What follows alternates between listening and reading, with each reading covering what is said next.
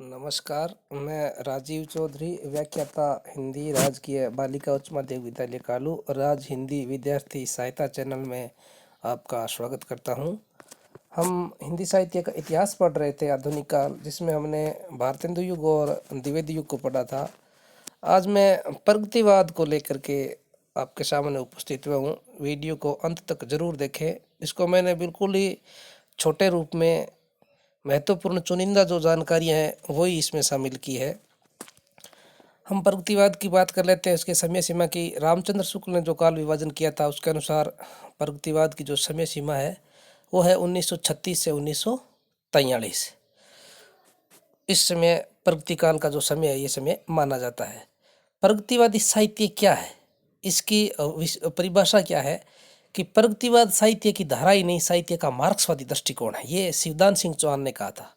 प्रगतिवादी राजनीति में जो मार्क्सवादी विचारधारा है, साहित्य में वही विचारधारा प्रगतिवाद के नाम से जानी जाती है। यानी कि राजनीति में जो मार्क्सवादी विचारधारा है, साहित्य में वही विचारधारा प्रगतिवाद है। प्रगतिवादी कवि जो है समाज को दो रूपों में देखते हैं, यानी कि दो वर्गों में बांट करके। एक तो है पूंजीपति वर्ग और दूसरा है मजदूर वर्ग, अथवा इसको यूं कह सकते हैं अपन शोषक वर्ग और एक शोषित वर्ग। शोषक वर्ग वो होता है जो पूंजीपति होता है, जो शोषण करता है। दूसरा होता है शोषित वर्ग, जो मजदूर वर्ग होता है, पिछड़ा वर्ग होता है। प्रगतिवाद के जो प्रमुख कवि है उनकी हम बात कर लेते हैं कि प्रगतिवाद के प्रमुख कवि कौन कौन से हैं। तो प्रगतिवादी कवियों में नागार्जुन, शिवमंगल सिंह सुमन, त्रिलोचन, रांगे राघव, केदारनाथ अग्रवाल, सूर्यकांत त्रिपाठी निराला, सुमित्रानंद पंत, भारत भूषण अग्रवाल, भवानी प्रसाद मिश्र, ये प्रगतिवाद के प्रमुख कवि हैं। प्रगतिवाद के प्रमुख कवियों और उनकी रचनाओं की बात हम करते हैं तो प्रगतिवाद की कौन कौन सी जो रचनाएं वो प्रगतिवादी रचना कहलाती है।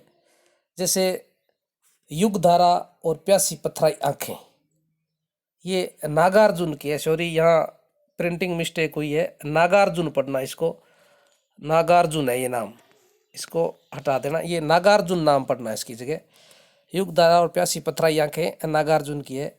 हिल्लोल, जीवन के गान और प्रलय सर्जन, ये शिवमंगल सिंह सुमन की रचना है प्रगतिवादी विचारधाराओं की। एक है धरती, वो त्रिलोचन की रचना है, यह भी प्रगतिवादी विचारों की रचना है। अजय खंडर, मेधावी, पांचाली और पिघलते पत्थर, रांगे राघव की रचनाएं हैं, ये प्रगतिवादी विचारों की रचना है। ये नींद के बादल, युग की गंगा, फूल नहीं रंग बोलते हैं, ये केदारनाथ अग्रवाल की रचना है जो प्रगतिवादी विचारधाराओं की है। कुकुरमुता, भिक्षुक और तोड़ती पत्थर, निराला की रचना है। ग्राम्या और युगवाणी और युगांत, ये सुमित्रानंद पंत की रचना है जो प्रगतिवादी विचारधारा की है। मुक्ति मार्ग और जागते रहो, भारत भूषण अग्रवाल की रचना है। बुनी हुई रस्सी और सतपुड़ा के जंगल, ये भवानी मिश्र की रचनाएं हैं। ऐसी कई और भी कवि हुए हैं जिनकी रचनाएं प्रगतिवादी विचारधाराओं के अंतर्गत आती है। ये पंत जी और निराला जी दोनों छायावाद की कवि है, लेकिन इनके विचारों में प्रगतिवादी रचनाएं भी है, तो इनको यहाँ सम्मिलित किया गया है प्रगतिवादी कवियों में और उनकी रचनाओं में।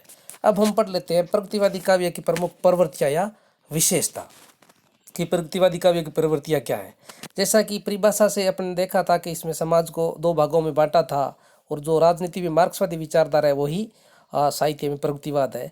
तो जो मार्क्सवादी जो लोग हैं, जैसे कार्ल मार्क्स ने द्वंद्वात्मक भौतिकवाद का सिद्धांत दिया था, तो उसमें यही दिया हमेशा कि दो वर्ग है, जो वर्ग संघर्ष का सिद्धांत है कि दो वर्गों में हमेशा टकराव रहता है, पूंजीपति और मजदूर वर्ग में। तो वही इसमें प्रवृत्तियों विशेषता में आया है उभर कर सामने कि शोषितों की दीनता का चित्रण है, कि जो पीड़ित मजदूर तबका है, शोषित वर्ग है। तो प्रगतिवादी जो कवि थे उनका मूल विषय या मूल केंद्र शोषितों की दीनता का चित्रण करना था। इन्होंने शोषण की चक्की में पीसने वाले किसान मजदूर की पीड़ा का बड़ा करुणापूर्ण चित्रण किया है। निराला ने उसमें भिक्षुक कविता में लिखा है कि वह आता पछता था, पथ पर जाता, दो टूक कलेजे के करता, पीठ पेट मिलकर के है एक, चलता है वह लकुटिया टेक। दूसरी परिभाषा अपने उसकी प्रवृत्ति की बात करते हैं कि शोषक वर्ग के प्रति घृणा की भावना।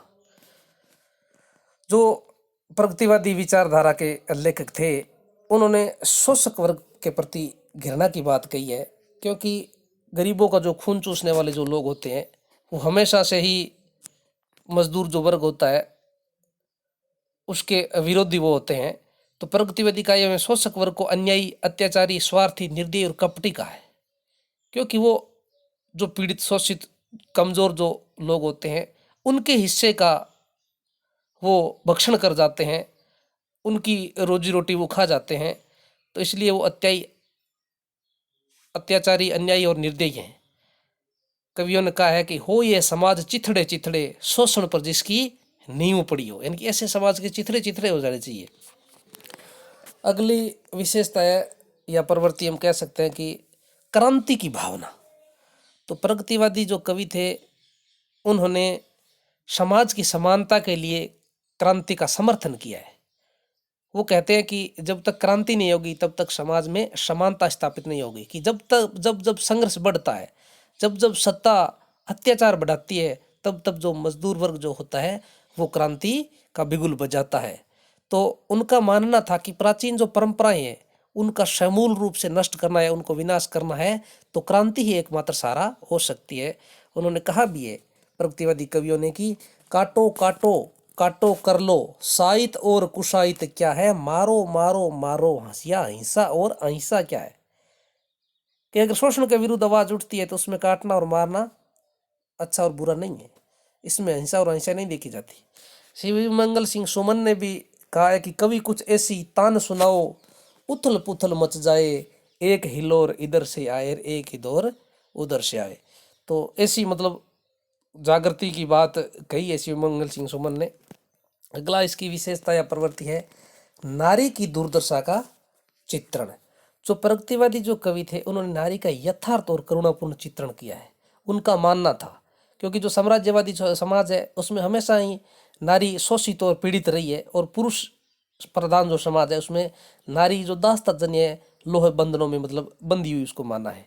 निराला ने पत्थर तोड़ती नारी का चित्रण किया है कि वह तोड़ती पत्थर, मैंने देखा उसको इलाहाबाद के पथ पर, गुरु हथौड़ा हाथ करती बार बार प्रहार। यानी कि एक इलाहाबाद के पथ पर पत्थर तोड़ती नारी का चित्रण किया कि हाथ में बड़ा सा हथौड़ा और बार बार वो पत्थर तोड़ रही है जीविकोपार्जन के लिए।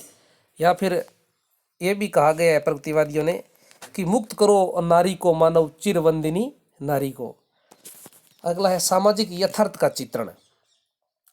कि प्रगतिवादी जो कवि थे उनकी मुख्य विशेषता थी अपनी जमीन से जुड़कर यथार्थ का चित्रण करता है। यानी कि यथार्थ का अर्थ होता है जैसा देखा वैसा ही उसका चित्रण करना। आदर्श का अर्थ होता है अगर बुरा दिख रहा है तो भी उसको बुरा नहीं बता करके आदर्श स्थापित किया जाए। यथार्थवादी का मतलब होता है जैसा दिखता है हूबहू वैसा चित्रण करना। यानी कि तो ये विशेषता जो थी प्रगतिवादियों की प्रमुख विशेषता रही है कि यथार्थ का चित्रण वो करते थे। जैसे पंत ने जो ग्राम्य रचना थी उसमें लिखा है, पाठ्य पुस्तक में अपने लगती है कि 30 कोटि संतान नग्न तन, अर्ध क्षुदित शोषित निस्तर जन, तरुतल निवासिनी। कहा है ना इसमें धर्म और ईश्वर के प्रति अनास्था। कि प्रगतिवादी जो कवि थे वो धर्म और ईश्वर में विश्वास नहीं करते थे। वे मानते थे कि धर्म और ईश्वर है जो शोषण का एक जरिया है केवल। अन्य विशेषताओं में शैलीगत विशेषता है, प्रकृति चित्रण भी इसमें है। शैलीगत विशेषताओं में है कि प्रगतिवादी कवियों की जो भाषा शैली थी वो सरल और अलंकारहीन शैली, वो चमत्कार के लिए अलंकारों का प्रयोग नहीं करते थे। और छंदों की परिपाटी से हट करके मुक्तक छंद में अधिकतर जो प्रगतिवादी काव्य है वो लिखा गया था। तो ये प्रगतिवाद की प्रमुख प्रवृत्तियां हैं। इसमें से प्रश्न आपके बन सकता है कि प्रगतिवाद के प्रमुख कवियों या रचनाओं का नाम। तो वो कवि ऊपर अपना आगे नागार्जुन है, शिव मंगल सिंह सुमन है, त्रिलोचन है, केदारनाथ अग्रवाल है, अपने निराला है, पंत है, भारत भूषण अग्रवाल है, इनकी रचनाएं ऊपर परिचय हो गया। और एक प्रश्न बनता है इसमें से कि प्रगतिवाद की प्रमुख प्रवृत्तियां कौन कौन सी है। तो ये मुख्य मुख्य 6-7 प्रवृत्तियां हैं। इसके अलावा नारी प्रकृति